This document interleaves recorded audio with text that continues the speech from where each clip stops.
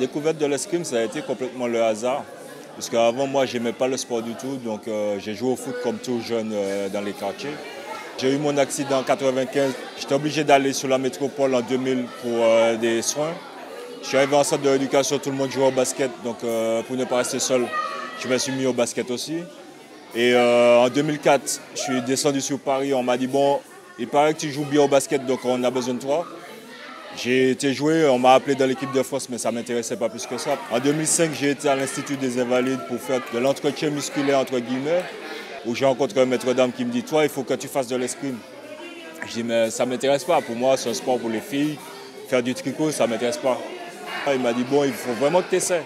J'ai dit, bon, finalement, je vais essayer ton truc, comme ça, tu vas arrêter de me prendre la tête avec ça. Il m'a mis face à un gars qui faisait déjà partie de l'équipe de France, qui était beaucoup plus physique que moi, en fait.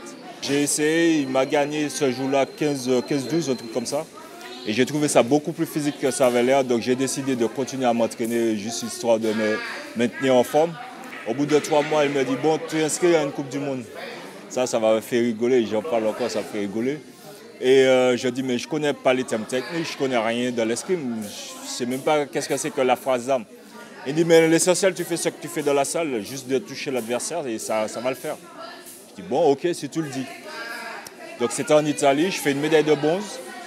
Donc je trouvais ça beaucoup plus physique que ça avait l'air. Je trouvais ça convivial parce que c'est une grande famille, l'escrime. Et en plus, je fais des résultats. Je dis, bon, eh ben, on va continuer. Alors j'ai découvert l'escrime concrètement cet été, lors des JO paralympiques, en allant voir Marc-André Crater tirer pour le titre de champion olympique. Donc c'est là que j'ai découvert l'escrime.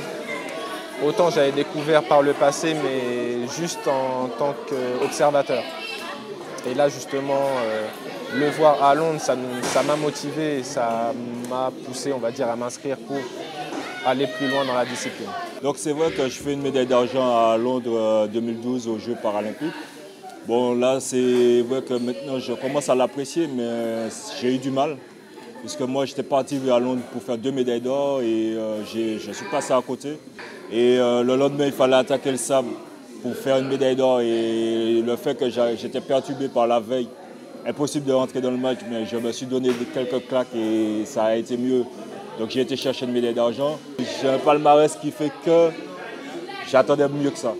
Et puis en plus, moi j'avais décidé qu'après les Jeux de Londres, de mettre fin à ma carrière parce que l'air de rien, j'ai pas l'air, mais je suis assez vieux. Parce que là j'ai 40 ans, je suis grand-père, donc je pensais m'occuper de ma petite fille. Être sportif de haut niveau, ça demande énormément de sacrifices. Là il y a Anthony, ça fait une semaine qu'il est avec moi et je trouve que c'est déjà pas mal ce qu'il fait. Et je pense qu'il peut aller très loin s'il continue dans ce sens-là. Alors le palmarès de Marc-André Crater, il laisse un petit peu s'envoie un petit peu, puisqu'en un an justement arrivé numéro 1 mondial, sans qu'il ait le petit je ne sais quoi au départ, quoi, comme il l'a dit justement, il a découvert ça un petit peu par hasard.